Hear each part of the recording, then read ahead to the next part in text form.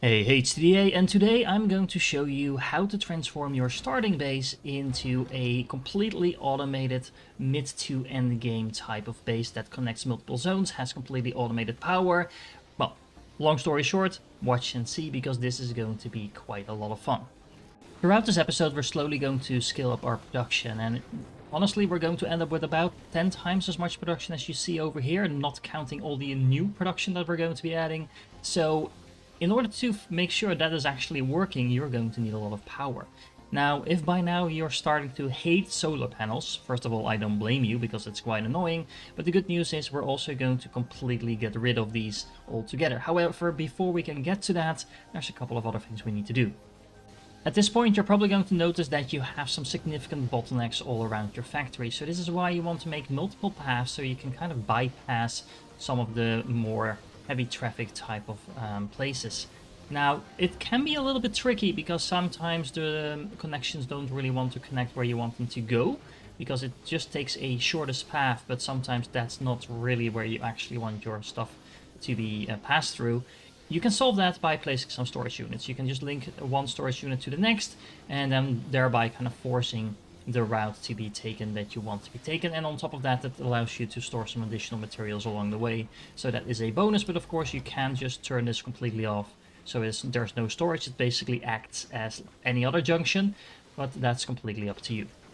You're also going to want to do a couple of things just to make your life a lot easier. Set up some defense turrets at the corners of every single base that you have, and you will no longer have to worry about meteors. Now, you only need about one or two on kind of overlapping each other, and that will take care of about 90% of the meteors. Every now and then, a couple of them will get through.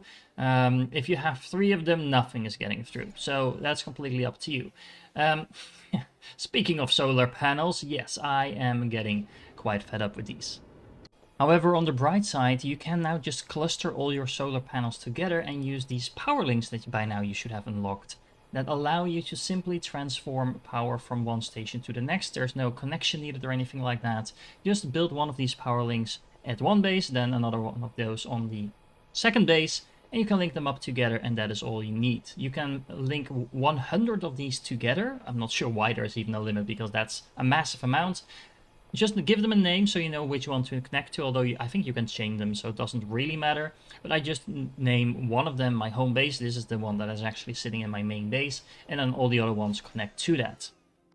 I also highly recommend that if you haven't done so yet at this point, you start grabbing all of the additional nodes that you have in your starting zone and make sure you have all the basic production that relates to that specific resource up and running. So for example, I have carbon over here, which means I am making some of those carbon nanotubes over here, but I'm also making some composite. You're going to need a little bit of both. You actually don't need that much carbon nanotube, but having at least both of these in production is very handy.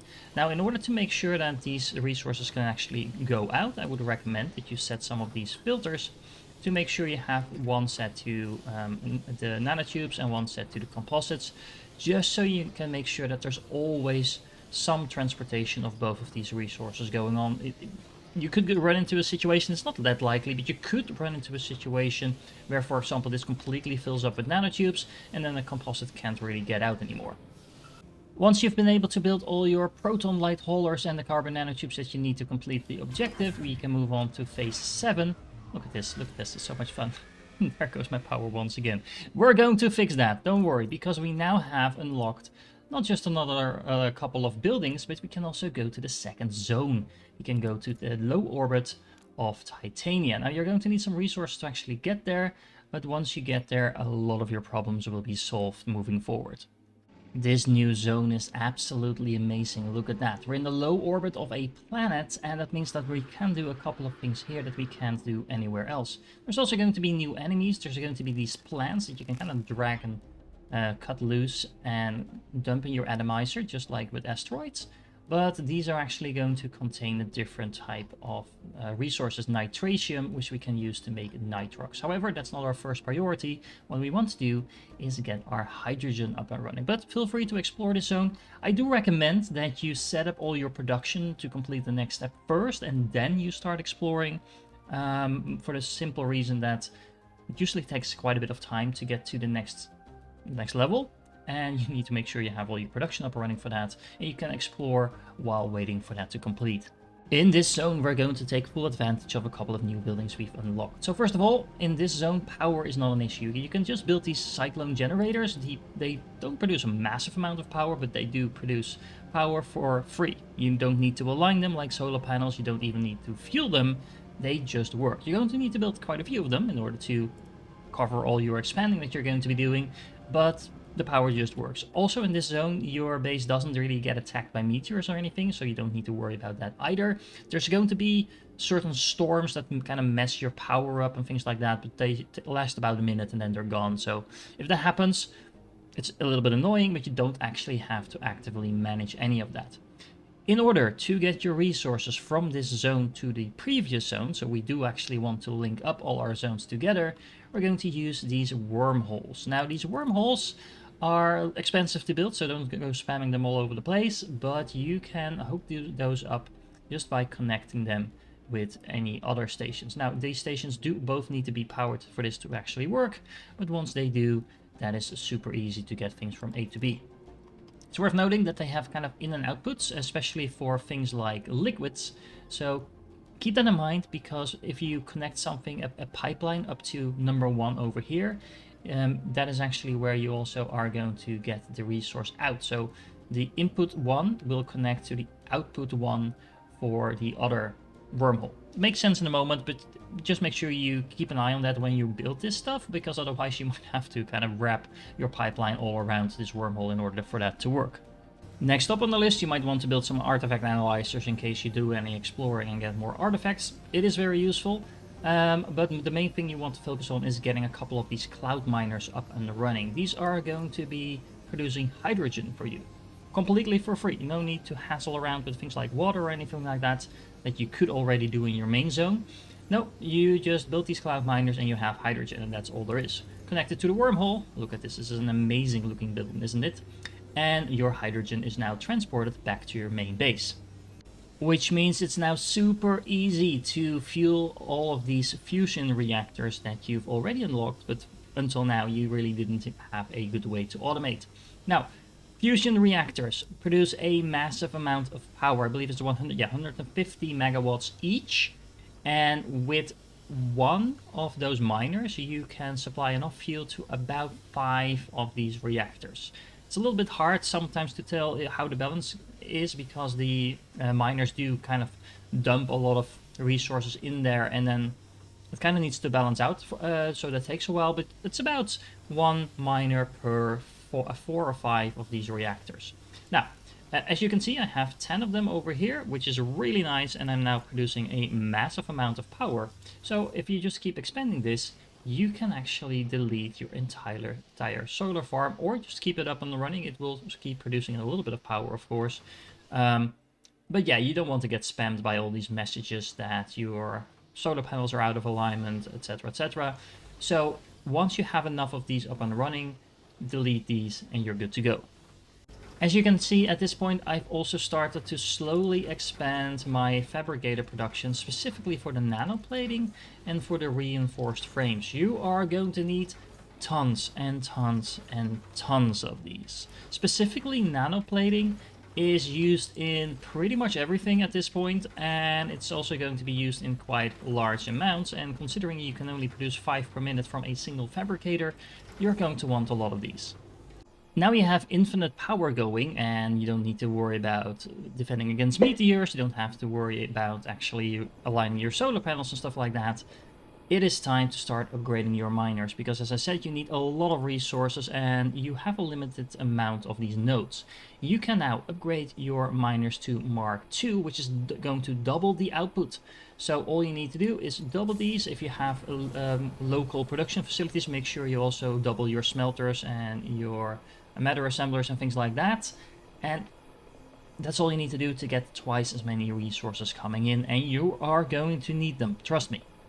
With so many resources coming in, I highly recommend that you stop using your hub as, well, a hub, or at least that you only use your hub for building resources. So make sure there's a stack of everything that you need in order to build stuff, and make sure it has its dedicated position in the grid, so you can just block everything else out.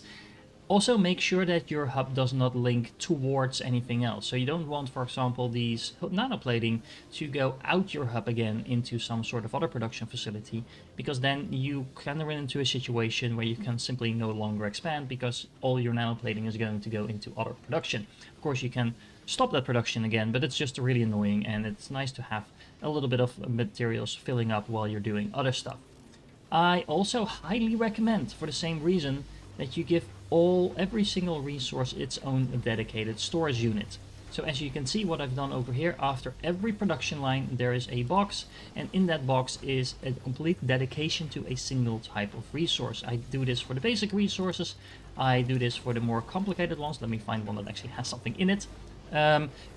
You don't necessarily want to mass produce all resources. So there's some resources like nanoplating and frames that you need massive amounts of. You're not going to be able to store a lot of those just because you're using a lot of those anyway. But circuit boards is a good example of an item that you do need. So you want to make sure there's some production going. You want to make sure you have a little bit of a reserve. But I blocked out everything else in this storage because if I have one stack of circuit boards, that's going to be more than enough to do everything I want to do. The same kind of holds for things like computers. Same holds for these, what are these called again? Superconductors. Generally speaking, the lower type of production you want to do in bulk, but everything starting from about computers, you probably only want a single stack of. That also holds for things that go into your ships, like engines. You only want a single stack of that in your storage unit. You can actually limit your stack a little bit lower. I actually have 2 stacks here of engines. That's probably overkill. But to remember that if you set this up, not only can you decide what unit is going to be in here, but you can actually limit the amount that is being stored in here as well, if that's what you want to do. And especially for the more expensive stuff, you might want to do that just to make sure it doesn't just suck up all your resources. I also recommend that you start expanding your shipyard a little bit, because you're going to need to produce more and more ships, and these ships are pretty slow to produce sometimes. So about 5 of these is, at least in my opinion, is a pretty good number. You also need one of these fueling depots, because the ships that you need at this point need to be completely fueled. Now luckily, fueling them is no problem, because you just need hydrogen in order to do that. So set up a second wormhole in both zones, and this wormhole can just have a single miner attached to that. You can do more than that, that's fine. I would recommend that you put a storage tank as well, so any overflow of resources goes into the storage tank, and then connect everything up to the fuel depot so you can start fueling your ships. In order to actually get your ships fueled, you're going to need a tug bay. This tug bay is going to allow you to link your shipyard to your fuel depot, and then your fuel depot to an empty space around. That will completely automate the shipbuilding. So before, we had to drag the ships out of here manually, and then that was kind of annoying. But now, by linking them up with a tug bay, all of these shipyards are going to be producing a ship, fueling the ship, and then dumping it out here. Now, you do kind of still need to babysit this every now and then, because if the space that you are linking the fuel depot to, the empty space over there, is completely filled up with ships, it will no longer spit out the ships. So if there's like 10 or 15 ships in there, it's completely filled and you will have to clear some room. But other than that, there's no babysitting the ship production anymore. Oh yeah, and as a side note, I just decided it was cool to work with the verticality a little bit more. So you can see the ship yards are actually on a higher level than everything else. Originally, I was thinking to run the depot under here with a pipeline, but I decided to keep it close. But anyway, it looks really cool if you do work in some verticality in your base.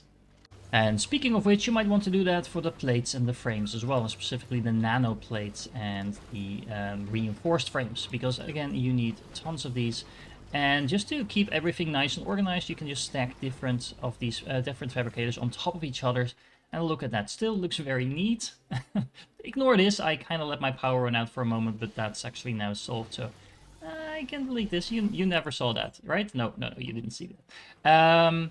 But yeah, this is a very nice way to expand. You can do that in these production lines as well, but I would recommend that you try not to build everything in your main base, but everything that you can build in a smaller outpost elsewhere, and then transport to your main base is going to avoid a lot of these congestion points for the more bulk resources. So do that elsewhere, make sure that there's no obstructions there, and then bring those items, the more advanced items, back to your home base.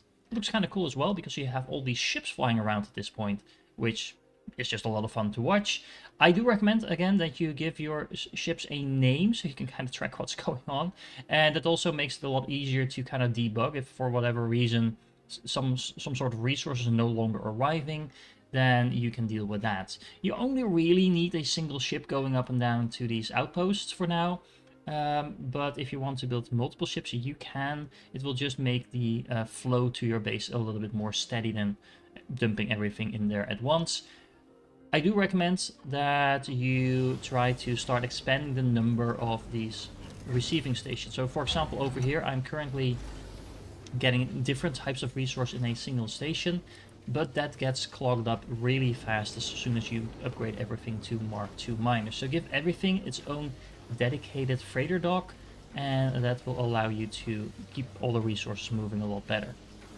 Okay, so you also want to start working on nitrate, and the initial nitrate you'll need to make manually, but after a little while, once you get to the level 8 quest, you will be able to build bio-extractors. You can build those on these large plants, which basically function as any mining node, and that will allow you to just non-stop produce the nitration, which is one of the base resources. I recommend setting up a little refinery station in your main base. You are going to need a refinery to transform water ice into pure water, then a second set of refineries to transform the water into oxygen, and then a third set of refineries in order to make oxygen and nitration, so that is coming from that second zone, into nitrox itself. Now, you're actually not going to be using nitrox for a long while after this, but you do need it to complete the quest. So you're going to need to produce 100. Now, don't be like me and think that you need to kind of like drag these ice asteroids in here in order to get your ice up and running, because there is actually an ice node in your starting zone as well. I just completely missed that myself the first time around. There's only a single node, but it is there. So you can automate both the nitration as well as the water, but those are in different zones. So you either need to bring the water to the nitration or vice versa. However, in order to complete the quest, you're going to need to have the nitrox in your hub, in your main, the first zone hub, basically. Otherwise, it won't count towards the quest. So you want to kind of bring the nitration to the main base for that reason. Make the nitrate here, and the nitrox, sorry, here, and then transport it into your main hub for completion of the quest. This setup, this is a perfect ratio setup, but I would recommend that you double up on this at least in order to have a decent production speed for nitrox. Once you reach the quest for Station Expansion 8, you are going to need to build 150 ships. So like I said, you want to build a couple of these shipyards. However, I actually recommend that you pause your shipyards. You can just press Z and disable them temporarily, because these ships are going to require a lot of the same resources you need to expand, and you do want to expand first just to make sure you can keep everything going. Now, what you want to do is gather up a lot of this nano plating and reinforced frames. Make sure that you've upgraded all of your starting zone bases to the Miner Mark II and get all the production up and running. And then we're going to go to the new zone that you just unlocked, which is the third zone, the Gamma Station.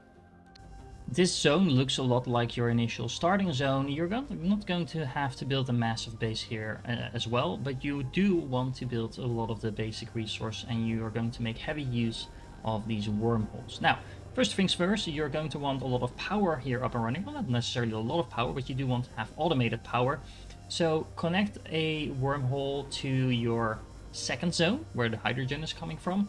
Get some of these fusion reactors up and running and expand these as needed. Don't overdo it, just expand them as needed to make sure you can power everything in this zone as well. This zone is a pretty heavy asteroid zone, so you will have a lot of meteors and things like that trying to hit your base. So make sure you have a couple of defense turrets, otherwise this is not going to work at all.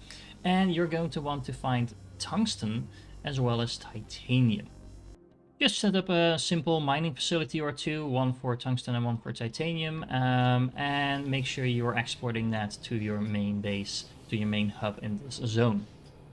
Then make sure you hook up those production centers to a couple of plasma forges. You can build 4 plasma forges for a Mark 1 miner for both the titanium and the tungsten.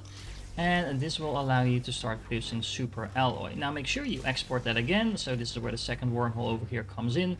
I am also dedicating this hub to all those resources that I'm producing over here. You can see there's a lot of titanium and tungsten going on. So there's some surplus production here as well. And this will allow you to start working towards that 500 super alloy. Now the alloy itself is actually pretty fast to produce, but all of this requires a massive amount of resources to set up. So again, this is why we're postponing the ship production until we have this up and running.